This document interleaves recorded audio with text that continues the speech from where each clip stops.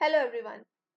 In this video, we are going to discuss section 26 of भारतीय साक्ष्य अधिनियम। अभी तक हमने सेक्शन 25 तक कंप्लीट कर लिया है। आप चाहें तो वो हमारी प्लेलिस्ट में जाकर देख सकते हैं। तो चलिए स्टार्ट करते हैं। सेक्शन 26 बात करता है रूल ऑफ नेसेसिटी की, या फिर हम कह सकते हैं section 26 talks about exception to hearsay. General rule है कि हियरसे एविडेंस को हम लोग एविडेंस नहीं मानते, उसे एडमिसिबल नहीं कहा जाता है। कुछ रीजंस उसके हैं, जैसे कि उसमें कुछ फ्रॉड हो सकता है, या हियर से स्टेटमेंट जो होते हैं वो वेग हो सकते हैं, अनसर्टेन हो सकते हैं, इनफेक्टिव रहेगा, जिसकी क्रॉस एग्जामिनेशन नहीं किया जा सकता है प्रॉपर तरीके से, प्रोलॉन्ग ट्रायल हो जाएगा, या फिर the person who is speaking या person who is giving hearsay evidence, he is not taking any responsibility of as such. इसीलिए हियर से एविडेंस को हम लोग कोई एविडेंस नहीं मानते हैं। पर सेक्शन 26 को हमने एक्सेप्शन उसका कहा गया है, मतलब सेक्शन 26 एक तरह की नेसेसिटी है जिसमें हमें हियर से एविडेंस को भी रेलेवेंट मानना पड़ रहा है। तो सेक्शन 26 बात करता है स्टेटमेंट्स, उन स्टेटमेंट्स की जो या तो रिटन है या वर्बल है, of relevant facts made by a person, किसी पर्सन द्वारा किया गया है हु इज डेड, या फिर वो पर्सन फाउंड नहीं हो सकता, या फिर that person has become incapable of giving evidence, किसी रीजन से वो इनकेपेबल हो गया है, suppose he has gone insane, और he is unable to give the evidence because of some unsoundness of mind or something, or whose attendance cannot be procured without an amount of delay। Suppose जिस person की statement हमें चाहिए वो किसी बाहर country में है, या किसी ऐसे जगह पर है जहां से उसे बुलाने में हमें डिले हो सकता है, या फिर हमें जरूरत से ज्यादा एक्सपेंस देना पड़ेगा, which under the circumstance of the case appears to the court unreasonable, जो circumstance of case के according unreasonable है, are themselves relevant in the following cases। तो यहाँ पे कुछ केसेस दिए हुए हैं, इन केसेस में हमें उस पर्सन की प्रेजेंस जरूरी नहीं है, उस पर्सन के एब्सेंस में भी अगर उसने रिटन या वर्बल कुछ भी स्टेटमेंट दिया है, वो स्टेटमेंट को हम रेलेवेंट मान लेंगे, even if that is hearsay evidence, और even if the person is not present at that time. पहला क्लॉज बात कर रहा है डाइंग डिक्लेरेशन की। हम लोग सेक्शन 26 को इंडियन एविडेंस एक्ट में सेक्शन 32 में पढ़ते थे। when the statement is made by a person, किसी पर्सन द्वारा वो स्टेटमेंट किया गया है as to the cause of his death, वो स्टेटमेंट उसकी डेथ की वजह बता रहा है, और as to any of the circumstances, या किसी और circumstance की बात कर रहा है of the transaction which resulted in his death, in cases in which cause of that person's death comes into question।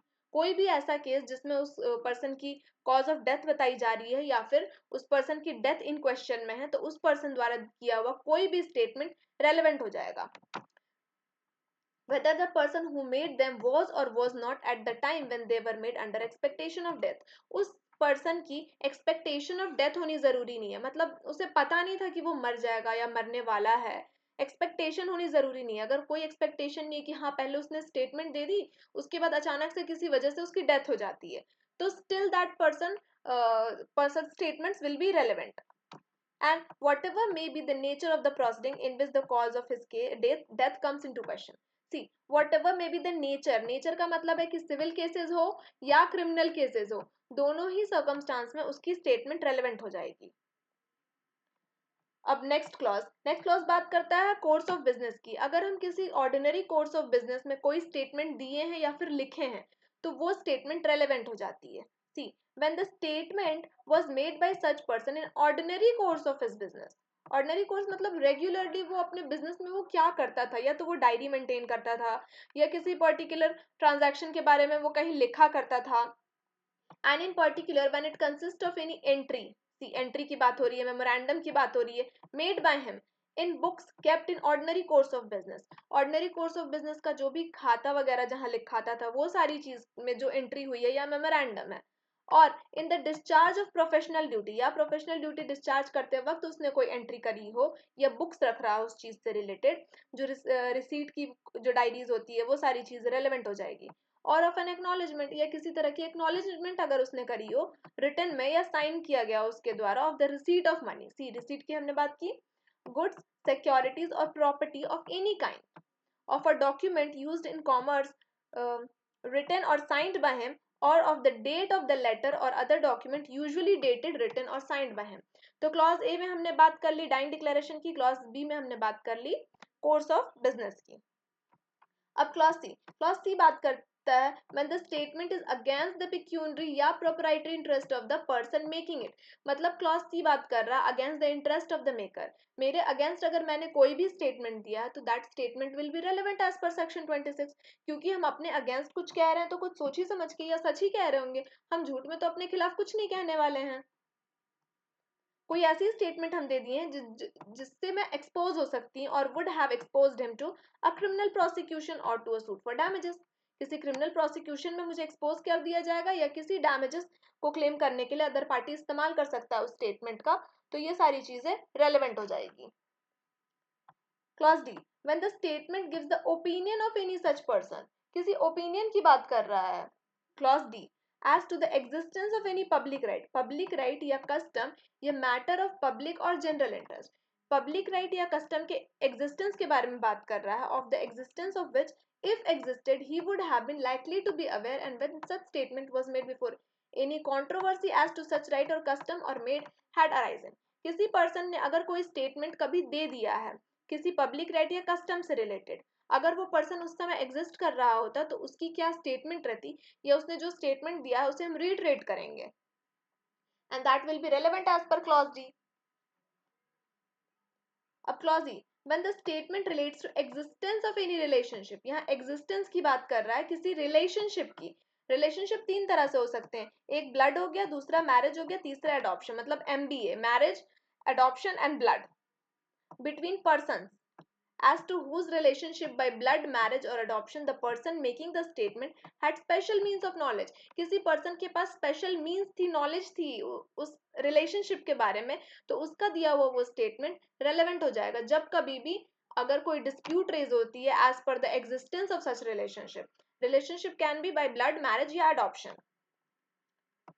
तो क्लॉज ई में हमने पढ़ा एग्जिस्टेंस ऑफ रिलेशनशिप के बारे में बात करा between persons who are living. अब वही सिमिलर बात है एफ में भी, लेकिन इसमें ये बात कही गई है कि इसमें रिलेशनशिप की बात आएगी उन पर्सन की जो पर्सन डिसीज्ड हो गए हैं। when the statement relates to existence of any relationship, इसमें भी रिलेशनशिप के एग्जिस्टेंस के बारे में बात हो रही है जो कि ब्लड, मैरिज या एडॉप्शन से एग्जिस्ट कर रहा है, between the person who died and is made in any will, किसी विल में इनके रिलेशनशिप के बारे में दी हुई है या किसी डीड में लिखा गया है relating to the affairs of the family to which any such deceased person belong, जिस फैमिली में वो बिलोंग करते थे, और इन एनी फैमिली पेडिग्री और upon any tombstone, family portrait या अदर थिंग, मतलब जहां पर भी किसी फैमिली से रिलेटेड किसी विल या डीड के बारे में बात हो रही है और उसमें किसी भी पर्सन की रिलेशनशिप के बारे में बात की हुई है, वेदर मैरिज, अडॉप्शन और ब्लड, तो वो सारे स्टेटमेंट रेलेवेंट हो जाएंगे जब कभी भी वो रिलेशनशिप इन क्वेश्चन उठता है, डिस्प्यूट जब जब कभी भी रेज होगा। Next clause, when the statement is contained in any deed, will या other document which relates to any such transaction as specified in clause A of section 11। See, clause A of section 11 बात करता है किसी transaction के बारे में जिस transaction में कोई हमें कस्टम या राइट को डिराइव करना है कि हमारा कस्टम या हमारी राइट कहाँ से एग्जिस्टेंस में आई थी, अगर उस चीज के बारे में बात करना है तो कोई भी डीड या विल या डॉक्यूमेंट में जो भी बात लिखी गई है as per clause A of section 11, तो वो सारी चीजें रेलेवेंट हो जाएगी। क्लॉज एच बात करता है when statement was made by number of persons, number of persons की यहाँ बात हो रही है, मतलब पर्सन्स इन जनरल या फिर क्राउड, कई सारे लोग मिलके क्या एक्सप्रेशन दे रहे हैं, ये क्या उनकी फीलिंग आ रही है या क्या इंप्रेशन उनका है on their part relevant to the matter in question, जो भी टॉपिक मैटर इन क्वेश्चन में उठी है उस मैटर से रिलेटेड जनरल क्राउड की क्या रिमार्क है उनका, वो सारी चीजें रेलेवेंट हो जाती है। अब एक बार हम फिर से इसे रिवाइज कर लेते हैं। क्लॉज ए में हमने क्या बात करी, डाइंग डिक्लेरेशन की, किसी पर्सन की डेथ हो जा रही है और वो अगर अपने कॉज ऑफ डेथ बता रहा है या फिर किस वजह से, अगर वो डेथ से रिलेटेड कुछ भी अगर क्वेश्चन में है तो उस पर्सन की स्टेटमेंट रेलेवेंट हो जाती है। सेकंड में हमने बात करी ऑर्डिनरी कोर्स ऑफ बिजनेस में अगर कोई पर्सन अपनी बुक्स या डायरी में कुछ भी बात लिख रहा है दैट विल बी रेलेवेंट। तीसरे में हमने पढ़ा पेक्यूनरी या प्रोप्राइटरी इंटरेस्ट अपने कोई पर्सन अपने अगेंस्ट दे रहा है तो that will be relevant. D में हमने पढ़ा कि कोई भी पब्लिक या जनरल इंटरेस्ट से रिलेटेड कोई स्टेटमेंट अगर आ रही है तो उस पर क्या रेलेवेंसी होगी, मतलब ओपिनियन ऑफ पब्लिक। अब नेक्स्ट ई में हमने क्या पढ़ा, relationship between the person, existence of किसी रिलेशनशिप की बात हो रही है between the person who are living at the time. और एफ में हमने बात करी कि एग्जिस्टेंस ऑफ रिलेशनशिप जब पर्सन की डेथ हो चुकी है उसके बाद उनके रिलेशनशिप का सवाल उठाया। अब जी में हमने पढ़ लिया कि स्पेशल सच ट्रांजैक्शन के बारे में पढ़ा जिन ट्रांजैक्शन के थ्रू उनका डीड या विल एग्जिस्टेंस में आया है। और देखिए एफ जो पॉइंट है, एफ हमेशा ये रिटर्न में भी हो सकता है, ओरल में भी हो सकता है, लेकिन जी में जो बात कही गई है वो हमेशा रिटर्न में ही होगी क्योंकि यहाँ पे डीड या विल की बात हो रही है। अब नेक्स्ट हमने लास्ट इलस्ट्रेशन में ये बात कह ली, लास्ट इलस्ट्रेशन में हमने रिमार्क्स ऑफ द क्राउड कह दिया। अब let's see some illustrations. The question is whether A was murdered by B या A dies of injuries received in a transaction in course of which she was raped. The question is whether she was raped by B. ये सवाल उठा क्या B ने A की rape करी है, और the question is whether A was killed by B, या क्या A की डेथ B के थ्रू हुई है. Under such circumstances the suit would lie against B by A's widow. Statement made by A as to the cause of his or her death referring respectively to the murder, the rape and actionable wrong under consideration. Relevant fact. ठीक है, तो उसके death से related उसने जो भी बात कही है वो सारी फैक्ट रेलेवेंट हो जाएंगे 26 के ए में। Next question is as to date of as birth, A के बर्थ के बारे में बात हो रही है, तो कि कहीं भी कोई भी एंट्री करी गई हो किसी भी डायरी में डिसीज्ड सर्जन जो रेगुलरली केप्ट करता था इन कोर्स ऑफ बिजनेस, तो वो रेलेवेंट हो जाएगी। कोर्स ऑफ बिजनेस हमने कहाँ पढ़ा, क्लॉज बी में हमने पढ़ा है।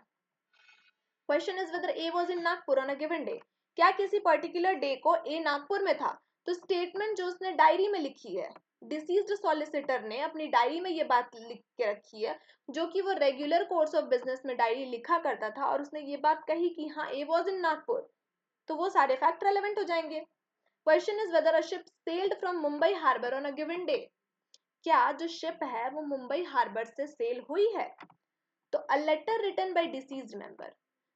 इन सारे में आप एक कॉमन चीज देख सकते हैं कि जो पर्सन है जो स्टेटमेंट दे रहा है या तो वो वहां पे प्रेजेंट नहीं है, उसकी डेथ हो चुकी है, किसी भी तरह से वो कोर्ट में नहीं आ पाया है, तो उसकी जो प्रीवियस स्टेटमेंट है वो हम लोग यूज कर रहे हैं। इस पर्टिकुलर इलस्ट्रेशन में भी यही हो रहा है कि कोई भी लेटर जो कि डिसीज मेंबर द्वारा लिखी गई है which she was charted to their correspondent in Chennai to whom the cargo was consigned, जिसे कार्गो कंसाइन किया गया था, स्टेट उसमें किया हुआ है कि शिप जो है वो सेल किया गया मुंबई पोर्ट से, तो this will be a relevant fact.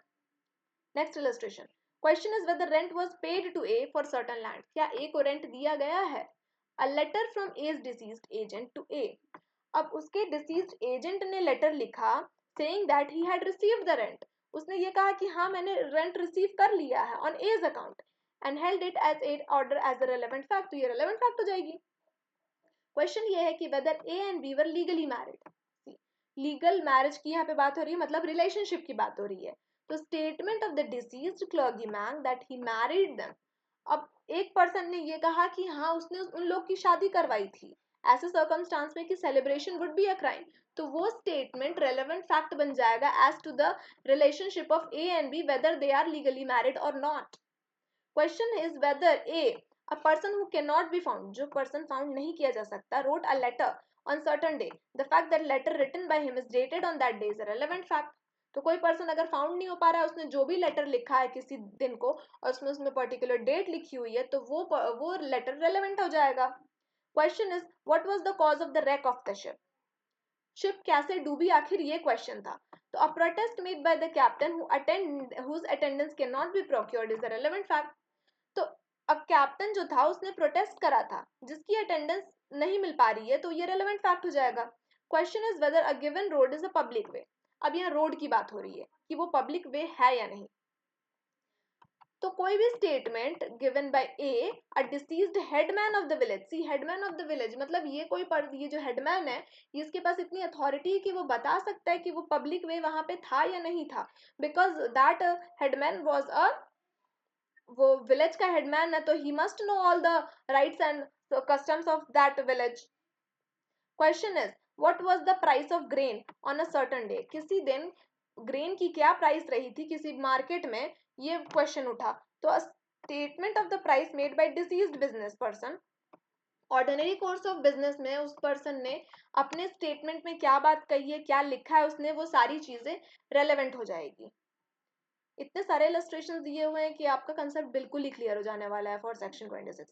Question is whether A who is dead was the father of B. A जिसकी डेथ हुई है क्या वो बी का फादर था.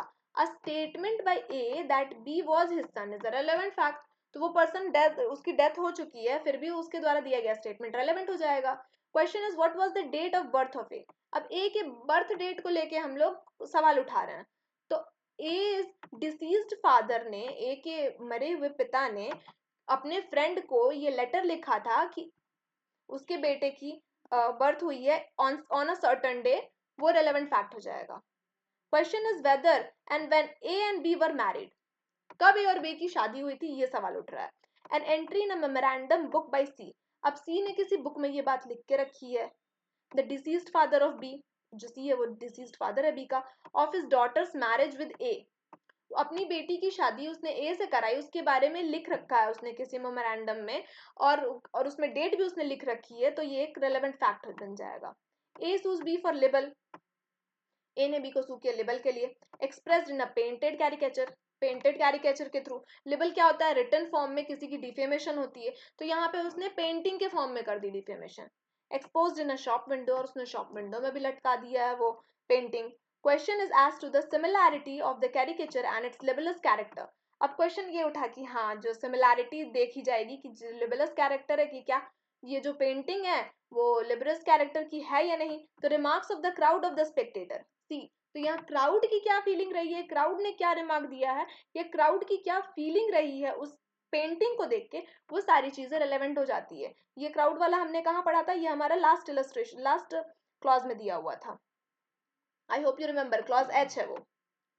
तो ये सारे क्लॉजेस आप लोगों को अच्छे से याद कर लेने चाहिए. 26 के एच क्लॉजेस तक हैं, सारे के सारे क्लॉज वाइज आप याद कर लेंगे तो आपके लिए बहुत ही अच्छा रहेगा किसी भी आने वाले एग्जाम के लिए. आई होप आपको सेक्शन 26 अच्छी तरह से समझ आ गया है. नेक्स्ट वीडियो में हम सेक्शन 27 करने वाले हैं. और मैं ये बैरेक्ट वाइज इसलिए कर रही हूँ कि क्योंकि अभी जो नए बैरेक्ट्स आए हुए हैं, कई लोगों को उन बैरेक्ट्स को पढ़ने समझने में मुश्किल आ रही होगी. इसलिए आप मेरे साथ अगर बैरेक्ट खोल के रखते हैं और लाइन बाय लाइन जो मैं समझा रही हूँ और जहाँ जहाँ मैं कीवर्ड्स बताते जा रही हूँ, जिन चीज़ों को मैं अंडर मार्क कर रही हूँ या सर्कल कर रही हूँ, वो सारी चीज़ें इंपॉर्टेंट हो जाती हैं. तो आप उस तरह से अगर समझेंगे तो आपके लिए बहुत ही बेनिफिशियल रहेगा. Thank you.